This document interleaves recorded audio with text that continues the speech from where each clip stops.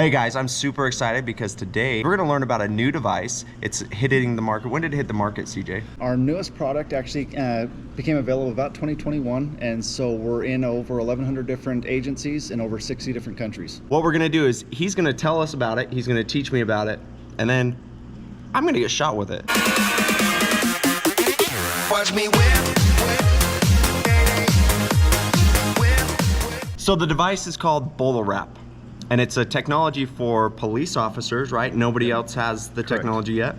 It's a technology for police officers, and it's a lower level of force than handcuff in some places, I heard. Yep. That's crazy. CJ, go ahead, tell me what you got. There's a couple individuals, they noticed a real lack of tools that law enforcement could utilize that would not induce pain, that would be able to almost end an encounter before it even began. Families were contacting law enforcement to help with a family member that was going through a mental episode or whatnot. And now these individuals were getting hurt. They're getting killed in some instances. So the company overall wanted to try and develop a tool that could help utilize officers to end that encounter sooner or in a more peaceful, less intrusive way. The funny thing is one of the inventors behind the device, or one of the individuals behind the device, was at a Home Depot, a Lowe's, one of the home improvement stores, and sees a stud finder. That's what I want to model it after. So not this iteration, but the one just previously before, it was black in color. They modeled it more after stud finder, and so now officers were utilizing it more as a tool, not as a weapon. The cartridge itself that went into it was propelled by a 380 partial charge, so it was a blank. It would propel a 7.5-foot Kevlar cord with two basically fish hooks at the end. And once it reaches a certain distance, basically it completely unwinds or completely levels the cord, and then that will, using centripetal force, will wrap around the individual, and those hooks will grab onto clothing. Going to the 150, now this became... So this is the upgraded model here? Yes, okay. This is the upgraded model. So with this device, it's now completely electronic. Where the batteries in the laser would last potentially up to 6 months, depending on use again. This battery is now rated to up to 2 years. These ones have been tested to -6 degrees below zero and up to 140 degrees Fahrenheit. So they've put them through more of extreme cold. So with this one, instead of using a partial charge, a 380 partial charge, or any other explosive like that, it now uses a microgas system, just like the airbag system in your car. There's a small little compound on the bottom of the cassette, and that once it sends an electronic signal, that's what causes it to ignite and to send everything out. Once you activate the device or put the device in ready mode, now it's a dot system, much easier to see. And now has an LED light as well, which you can turn off or back on. Just like a taser. Just like a taser. You'll also notice up on top it has a LED light. So red indicates that there's a malfunction with the system. This one doesn't have a cassette. Enough of talking about it, let's see it. So what do we got here? Okay, so we've got a whole bunch of different training components that we utilize.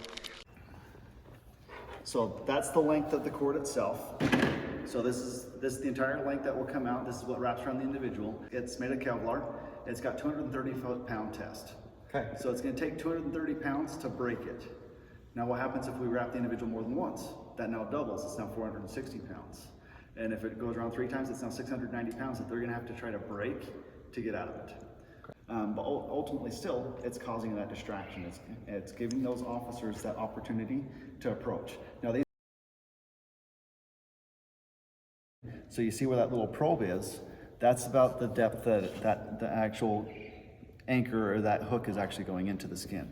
Not very much when you compare it to an actual taser probe, right? Here's the cartridge for one of the old ones. So it's aluminum, and then it's got everything inserted in. I don't think I brought the training ones. I may have them. That just shows it has a clear top, so you can see how it's staged inside. Then you can see the 380 partial charge there in the back. Yeah, it looks just like the back of any ammunition. So on the bottom of this is just where the firing pin comes out to connect. If you deploy a bunch, you start to get a buildup of either that carbon or some of that sticker. And so that can cause some damage, just so we don't stick each other. So this is a breakdown of the actual cassette. So cartridge, cassette. So you can see how the 7.5-foot Kevlar cord lines up. You've got your 2 little tubes. That's where our probes linger. And the cool thing about this, or one of the things that they upgraded with this one, so when you deployed this, it all came out at the same time. With this one, there's a slight delay between the probes. That way one's wrapping slightly ahead of the other one and can hopefully prevent it from anchor striking the other anchor, excuse me. So this one, Okay. basically what do I need to know? What do we, as far as to prepare to shoot this at me, what should I be aware of? What should I be prepared for? So given that element of always being down at the barrel end of something, there's always that heightened crap, what's gonna happen. Right. You know, always that level of uncertainty. And even after multiple dozens of wraps that I've been through, I still get that feeling a little bit. And it's, oh yeah, I forgot. It's not that bad. You know, because I'm so used to like taser or, you know, whatever else, even pepper ball rounds. So on occasion, and a lot of it depends on where it hits. I've had it hit right behind my knee where it kind of gets that tendon a little bit. I'm like, oh, that hurts. And then as soon as it's cut, it's like, oh yeah, I'm just kind of being a little pansy. So it comes fast. Generally, it does not hurt. There's times, depending on where this hits, you'll feel where this hits, but that's it. It's not that heavy. No, it's not very heavy, but you will feel it. Or there's times that you will feel it impact where it's going. But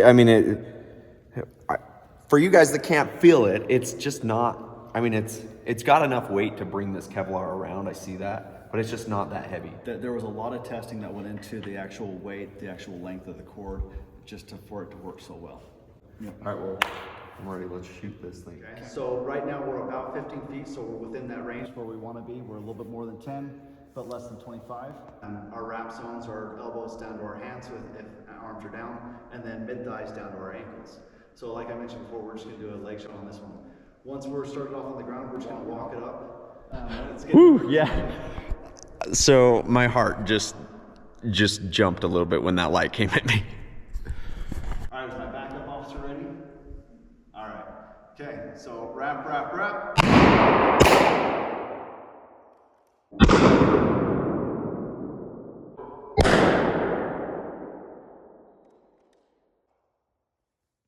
This didn't wrap tight, but where did your attention go as soon as it went off? To my legs? Yeah.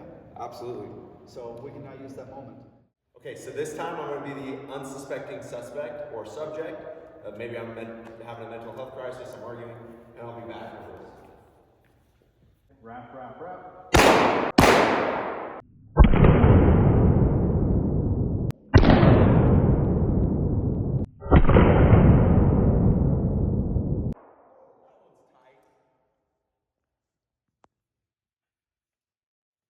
I can't jump out of it.